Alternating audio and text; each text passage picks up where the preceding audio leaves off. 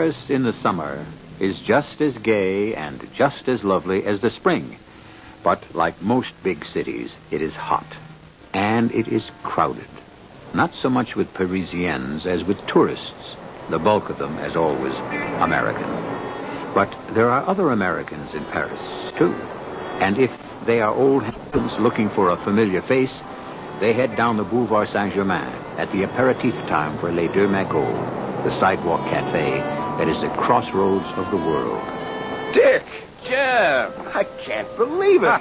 You're the last person I expected to find here. And you're the last I expected to see. Why?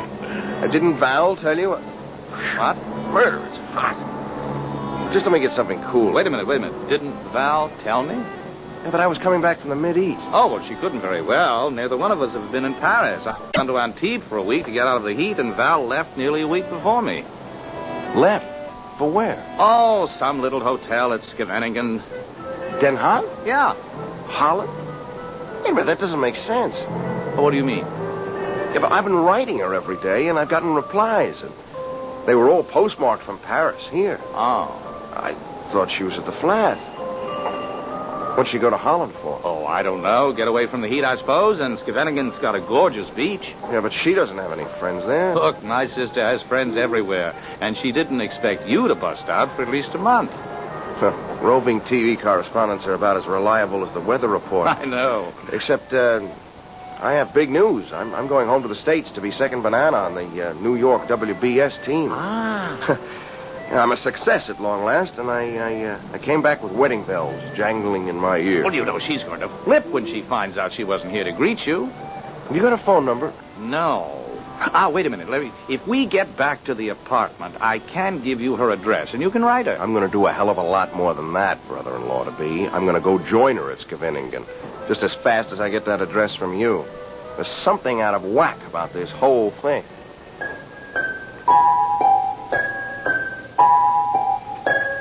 You'd have to know Val as well as I do to understand why I was worried.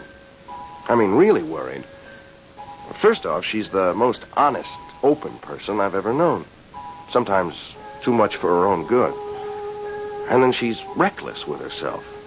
I mean, you don't become one of the world's top downhill skiers with 2 Olympics behind you without being that. And that's where I met her, skiing. Of course, I'm not in her class. At skiing, anyways. Also, she's rich. I mean, really rich, which is the only thing... Well, it's the main one, anyway, that's held up our marriage. But there are a lot of guys in Europe who don't have the same scruples and are after rich wives who also happen to be beautiful. And last of all, I'd been away from her for too long.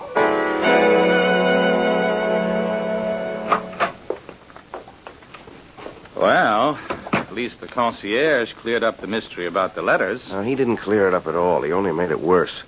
Why would Val have been sending him letters in an envelope addressed to him to mail to me as though they came from Paris? I don't know. You got me. Doesn't make any sense. Look, just give me that address so I can find out. Right. It's right here on my desk somewhere. Oh, this desk. Yes, here it is. Hotel Madurose. Now, why couldn't I remember that? Any idea where this hotel is? Oh, no. Beach stretches for miles. Most of it's lined with them. Why don't we try calling her? It must have a phone. No. Jeff, look, nothing's gone sour between you two, has it? Not as far as I know. But there's something about the picture I don't quite like. One thing about your sister, she kind of stands out in a crowd. She won't be hard to find. The hotel turned out to be small and far to the south. But it led me to where I'm standing now, on a sand dune just outside Zandvoort. It's a high, clean summer day with bright sun and glorious blue skies. But for me, everything's outlined in burning red, and the sand stings against my eyes. For at this moment, now, I'm watching the woman I love, Valerie Reynolds. The afternoon sun silhouettes all the long, clean lines of figure, tall and slim next to the big, powerful, bearded man beside her. And then, as I watch in what seems agonizing slow motion, They turn towards each other, and I see Valerie. My Val. Take his hand. Valerie. Yes, Henry? You are so incredibly lovely. Desirable. I adore you, and you are... But you know that. Hardly. If I were perfection, I wouldn't be a real flesh and blood woman. And if I weren't a woman, how could I be in love? With me. Oh, please. Let me go, Henry. Why, have I said something wrong? Done something? Scarcely. At least not yet. Then why? Why do you resist? Ah, how stupid of me. Of course, I have been in too great a hurry, rushing things. It is a matter of time, no? No is right. It is more a matter of tide, since we're not dressed to swim. How? The next wave, or at least the following one, and we'll really get our feet wet. Now, if we don't move, the tide's coming in fast. Shall we go? You are right. And it is the next. Run, Valerie, run. I'll race you to the dunes. And if I catch you? As we old Yankees say, first catch your fish and then... Oh! Are you all right? Did you turn your ankle? No, I'm fine. I just stepped in a hole. Would you help me up? No, I have a better idea. Look, we are beyond the tide line. I'll join you. Sit beside you. Ah, the sand is warm. The sky is so blue. Maybe I will just lie here a moment. How beautiful you are. Between the wind and the sand, I'll bet. Like some Greek nymph washed shoreward by the restless sea. Love words. Challenging. Enticing. Like your music. You make more music for me than I ever can from the piano. My words are all of love. We were speaking of love, remember? Yes. And my question still remains unanswered. I love. Do you? I love the sea, the dunes, and the feel of the sand warm against my back, and the wind washing the sun gently across my face. What do you think has brought me here every day, away from the beach crowds at Svenningen, the noise, the laughter, the parties? You still haven't answered me. Men. And the eternal question. No. Don't say anything, Henry. Let me. I came here that first day because I love the dunes and the sand and the sea and the silence. And then, walking along the sea's edge, the wind brought me to your music.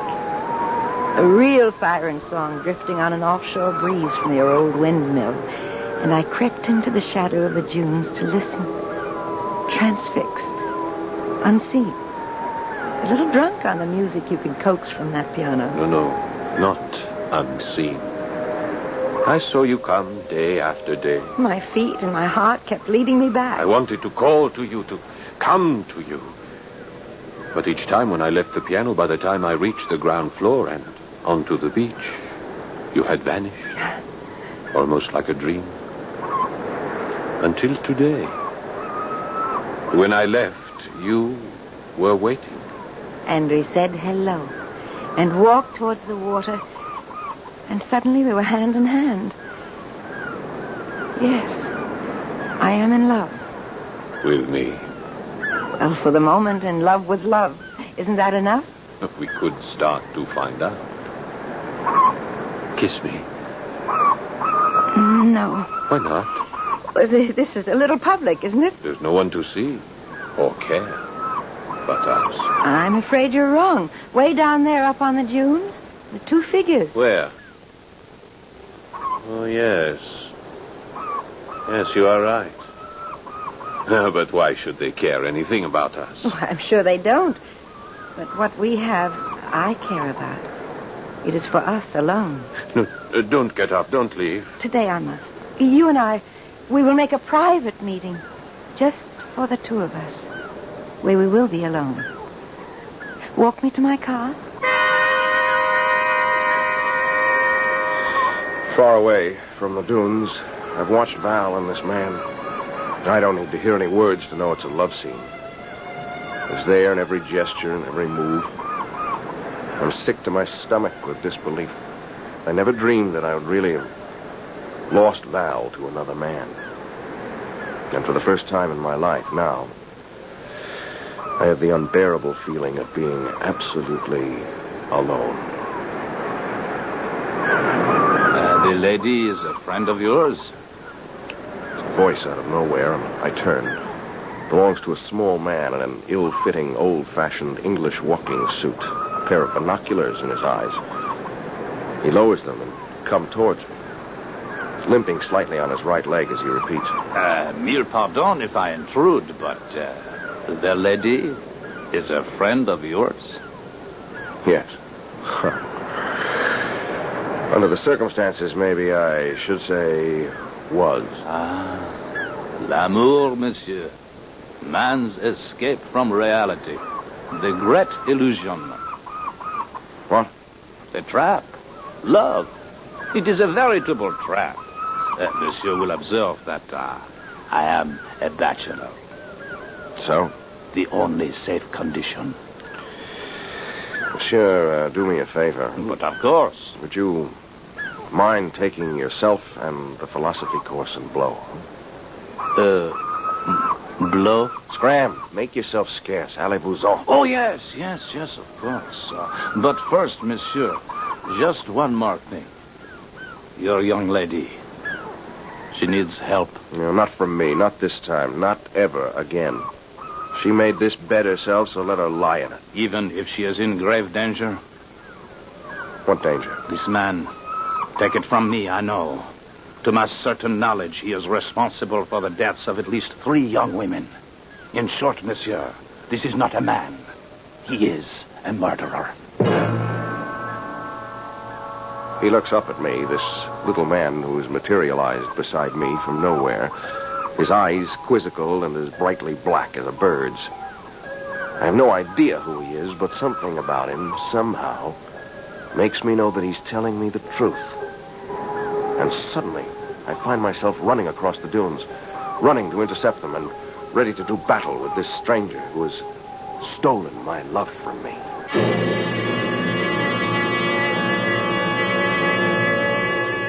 Well, now, here's a nice tangled little web to unweave with all the classic 6 questions on murder. Who is the little man with the limp? What is Hendrik Van Dorn after? Why has Valerie forgotten a man she so recently planned to marry? How is the murder to be accomplished, if indeed it is planned? And where will it be, or when? I'll return shortly with Act 2. To the Mystery Theater on WABC.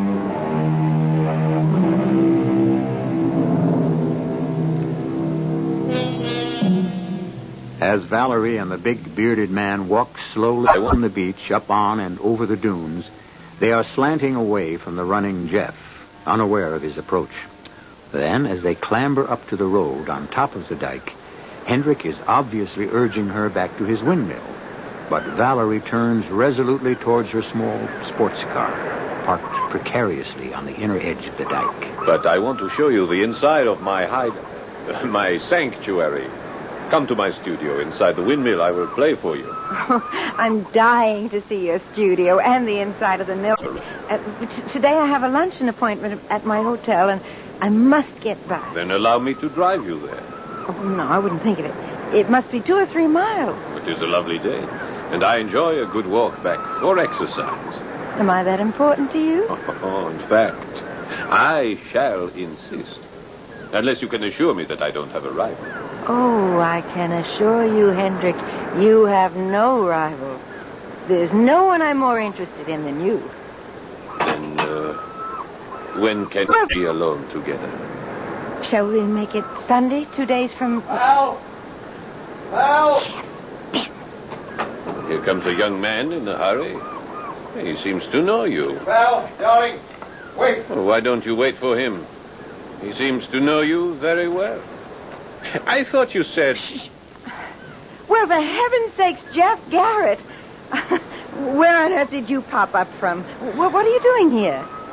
A few minutes ago, that's what I was asking myself. Well, this is a surprise. How are you? You're looking well? Frankly, I wish I hadn't been. Hadn't been what? Looking well at the two of you. Oh, I'm sorry. I don't believe you two have met. Hendrik, this is Mr. Jeff Garrett, roving TV correspondent for World Broadcasting back in the States. A very brilliant young man. Jeff, this is an equally brilliant pianist, Hendrik van Doorn. Pleasure to meet you. I'm glad you think so. Well, the pleasure isn't returned. Jeff! Move over, Val. I'm driving you back to the hotel. Just a moment. I believe you are mistaken. I think Miss Reynolds prefers to have me drive her there. Not on your life, Bud. Jeff, what's the matter with you? Have you lost your mind? It seems to be about the one thing I haven't lost. Don't talk silly. Then you stop acting that way. I think you're the one who's acting out of turn. In what way? As if you owned me. Haven't I been given every reason to think so? Oh, all right. That's enough. I'm going back to the hotel, and Herr van Doorn is driving me. Get out of that car. Or move over. I'm warning you. Warning me of what? This character you're amusing yourself with. Amusing myself? Okay, brother, I'm not listening to any more. Oh, you'll listen to this. I'll lay off this guy if you know what's good for you. He's a murderer. Oh, well, now that really tears it. Hendrik, please, get in the car. Look, if you don't believe me, look at his face. If that doesn't convince you, ask... Get in, Hendrik. Ask who, Jeff? The little guy back there, the one with the limp. Hey. What happened to him? Where'd he disappear to? I don't know, but I suggest wherever it was, you there, too. Oh, wait a minute, Val. Now, why don't you pay attention to me, you fool? Get away from me. There's never been anything between us, and I never want to see you again. That's really the way you want it? How else? That's just the way I want it. You've almost spoiled everything for me. Please, let's go, Hendrik. Your wish is my command.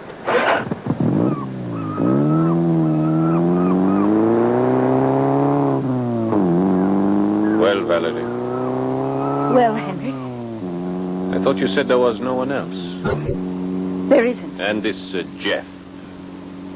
He seemed to think... Oh, he's a fool. He follows me everywhere.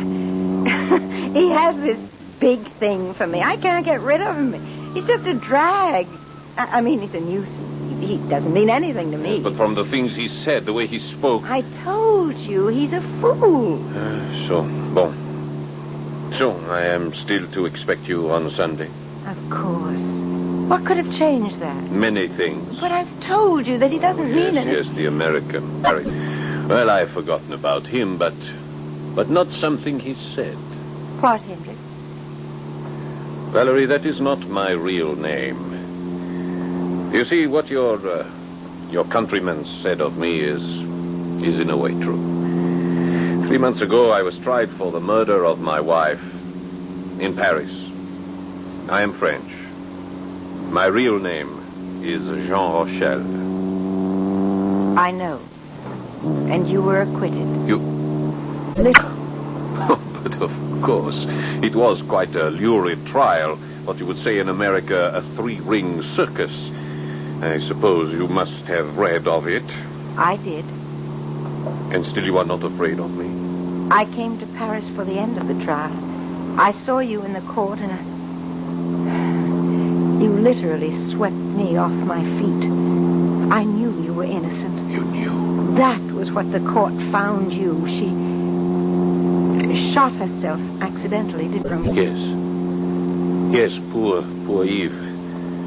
For a long while I felt it was my fault, that I should have left her a loaded gun while I was away for a few days. It was stupid of me. I was only anxious to protect her. I adored her beyond life. Everyone knew that. Every woman in that courtroom did. Everyone was on your side. Oh, not everyone.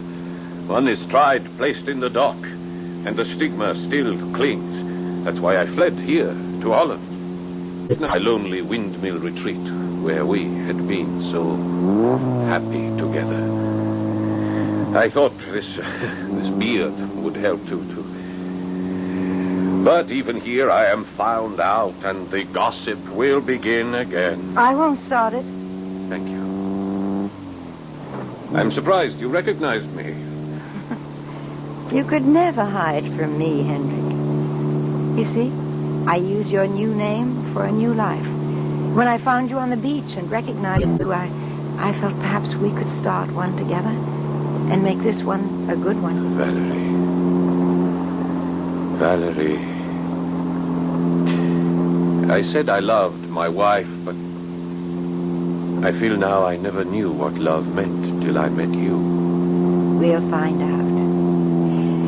But here's the hotel, Hendrik. I hate to think of that long walk back for you. A dream. I will be walking on air.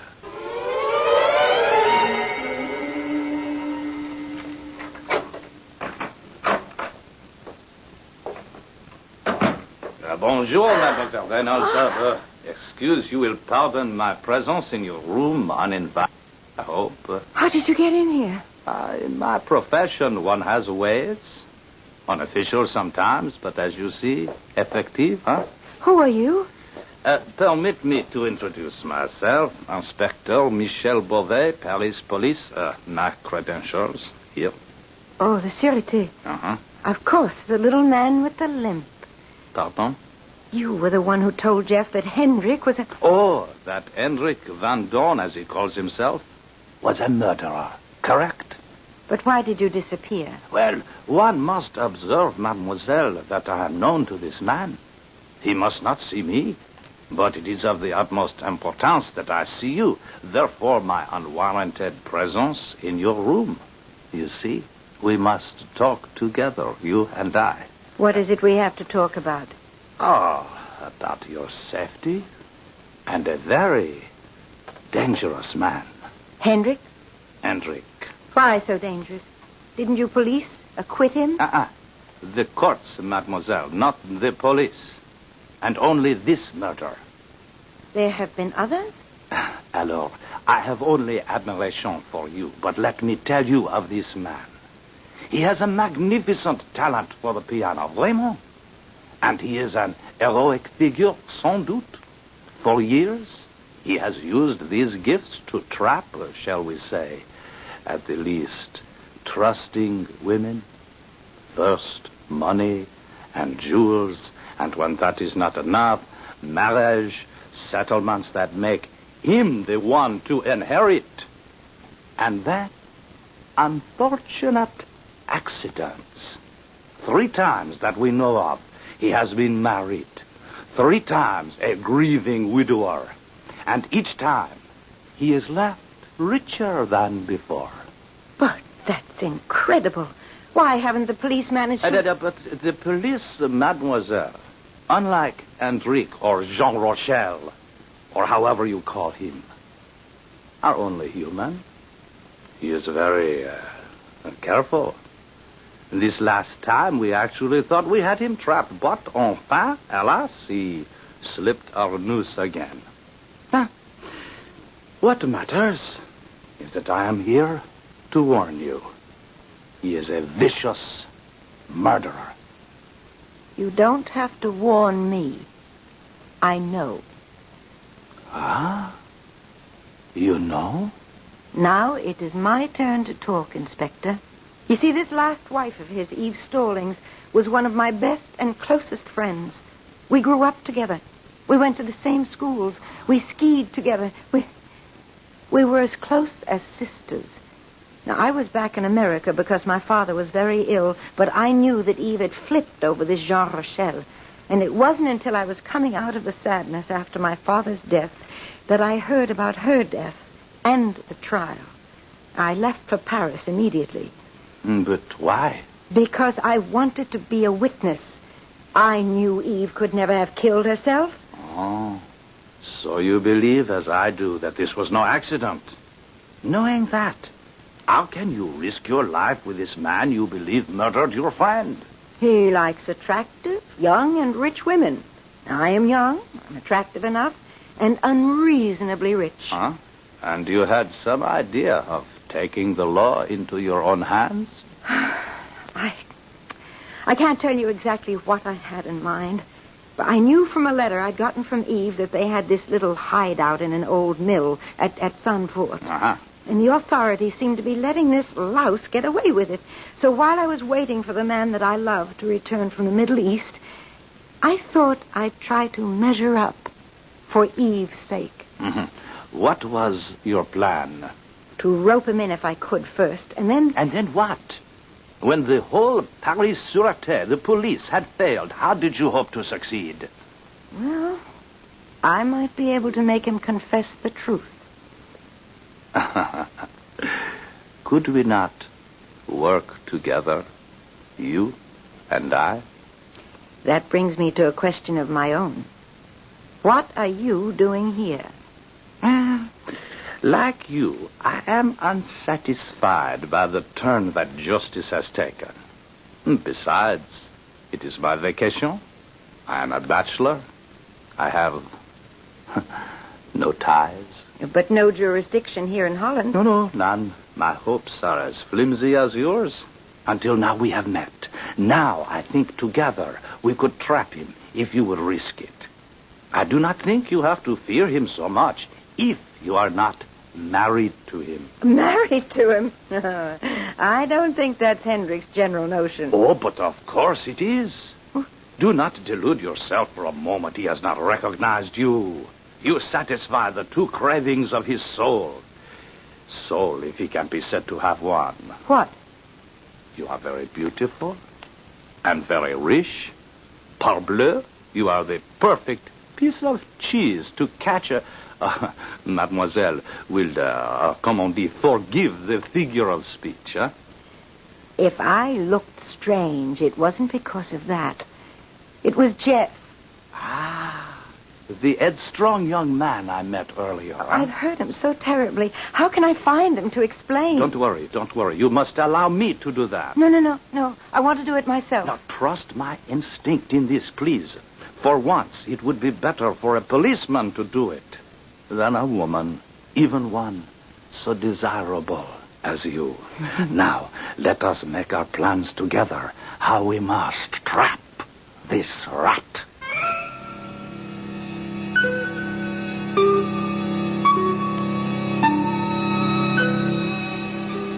So now, all of our questions have been answered except how, or if, a murder is to be committed. Or rather, how it may be prevented if the rat is not deceived by either the lure or the trap. As I said in the beginning, this is a story of a headstrong girl. Let's hope she's strong enough not to lose her head. I'll return in a moment with Act 3.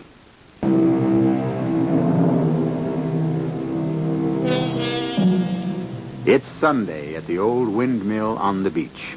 A day of peace and quiet and tranquility. The breeze off the water under cloudless skies is less than 5 knots.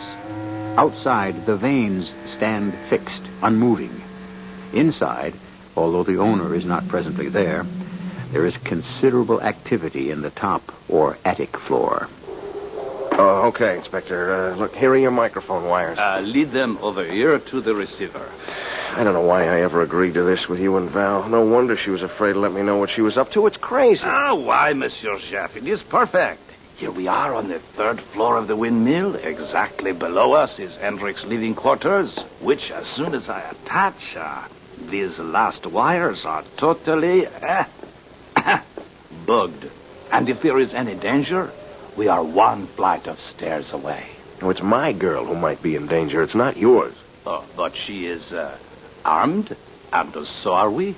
Today, he is not interested in money, or jewels, or annuities, the factors of his own peculiar profession. Today, he's only for the woman herself, for love. Yeah, well, that gives my morale a real lift. Is this electronic apparatus really going to work? Oh, you should know. You are on TV.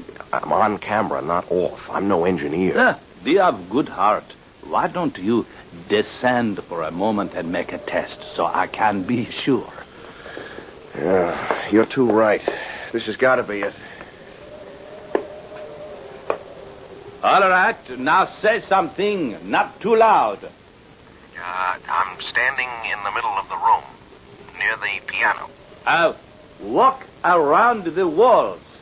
Keep talking. 1,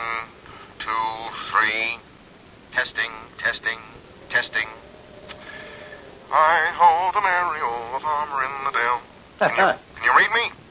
And if you can't, why the blip, blip, blip? Can't you, for the love of blip? You read me? Parfaitement. Come upstairs now and close the door at the bottom. Well, it works. Oh, like a charm. And you sing very well. Look at the time. Check and see if they are coming. They should be here any minute. Do you see any cars on the dike? It's kind of hard to see. One arm of the damn windmill stretches right across the window. But you can see through the weather vanes? Sort of. Uh-oh. What is it? Looks like his car. Yep. They're almost here. Eh bien, from now on, we must be as quiet as the grave. Check. I just wish as long as you're showing off your English, you'd picked another figure of speech.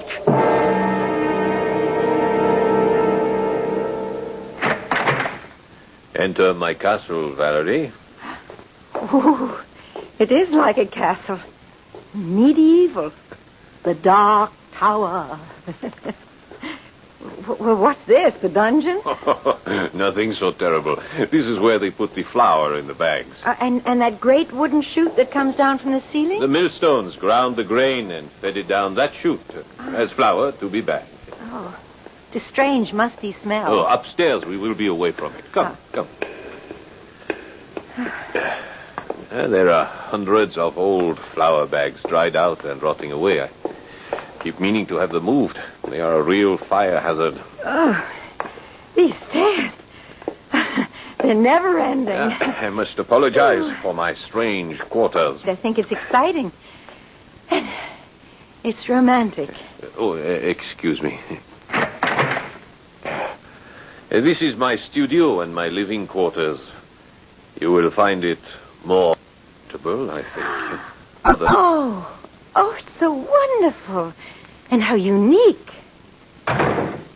So those are the millstones. Ooh, this one from floor to ceiling. It must weigh tons. How does it work? Well, there used to be a grain elevator that brought the rough grain up here and through a chute so it passed between the big turning stone and the other beneath it on the floor. I cleared everything out but the stones. Oh, do the stones still turn? I'm afraid not anymore. The sails are long ago rotted out from the vanes. You know, the big up that caught the wind. And the machinery is old and rusty. Oh, it's fascinating. I'm glad you find it so. You don't? That was yesterday. I am more interested in today. I find you much more fascinating. In time, Hendrik. In good time. Yes, but I promised to play for you. What would you like to hear? I leave that up to you. Play as you feel. As I feel. Then it must be this.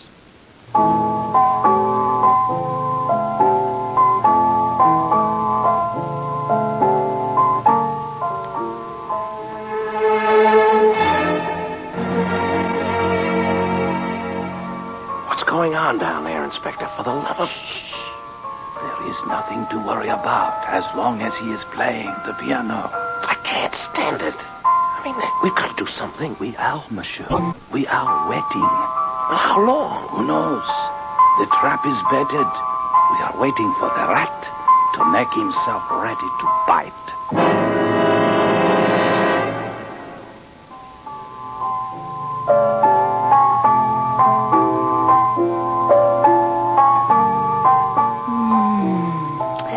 Lovely.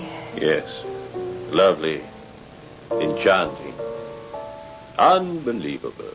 What music. Not the music. You, Valerie. I adore you, beyond reason. And I have to know... To know what? What I asked you on the beach 2 days ago. Do you love me? Well, that's so hard to answer. Why? Well, I don't know if I could ever be satisfied with second best. What do you mean, second best? Your wife. I read the transcript of the trial. I was there, and you yourself told me. You said you loved her completely. How can any man who has loved like that ever love completely again? Is that all that stands between us? Isn't it enough? We are alone.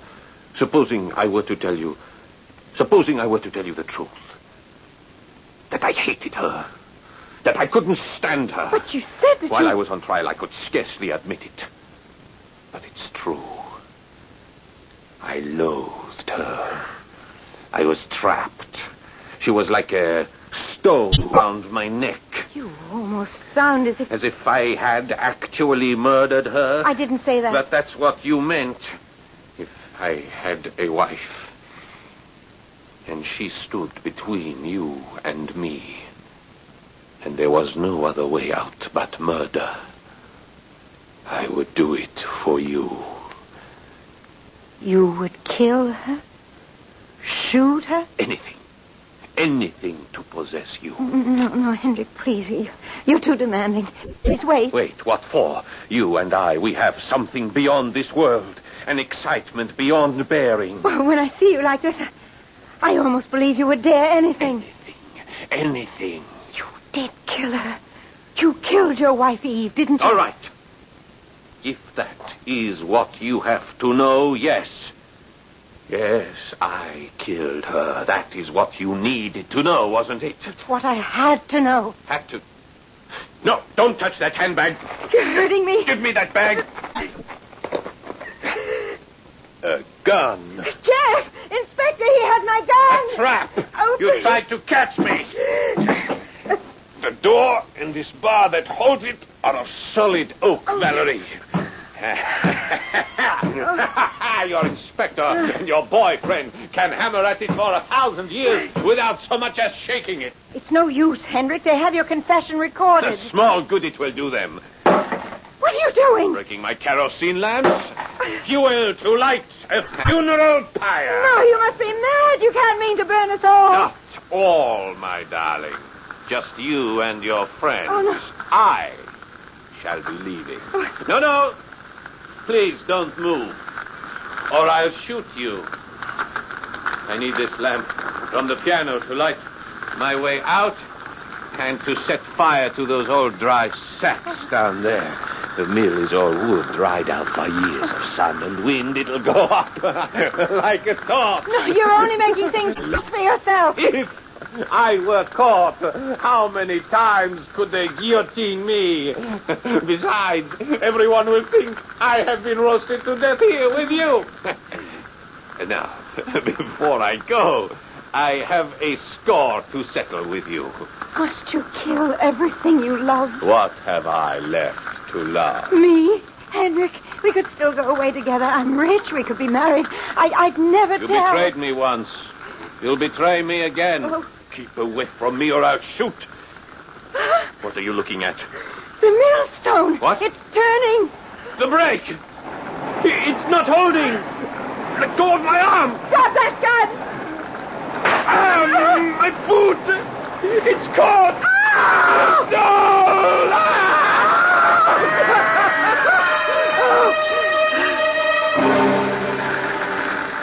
Can't we do anything for him? Take it easy, darling. You couldn't get within 50 yards of that blaze. When the roof went, it became one almost chimney. Don't waste any tears on him, Val. No, I'm not. He deserved to die, but not the way. I just don't understand. How did the stones start rolling? What started them? I did. When we couldn't get out that door, we had to get to you somehow. There was a window from the attic. I managed to jump from it to one of the weather vanes. When my weight hit that arm, it stopped. Saw to that. Enfin, the mills of the gods grind slowly, but they grind exceeding fine.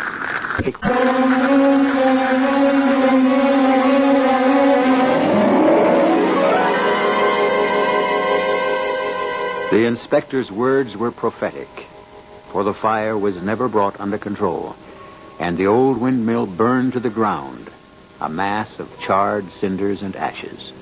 Only the gigantic wheels remained, undamaged, fallen together to the ground, and embedded there, upright, standing like two great tombstones.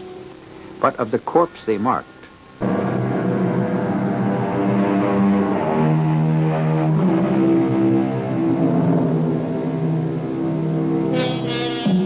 One parting note you might find of interest. The famous lines the inspector quoted were originally written by Friedrich von Logau. Longfellow only translated them in a poem called Retribution. And there are two more lines which are not so familiar, but in this case, very apt. Though the mills of God grind slowly, they grind exceeding small. Though with patience he stands waiting, with exactness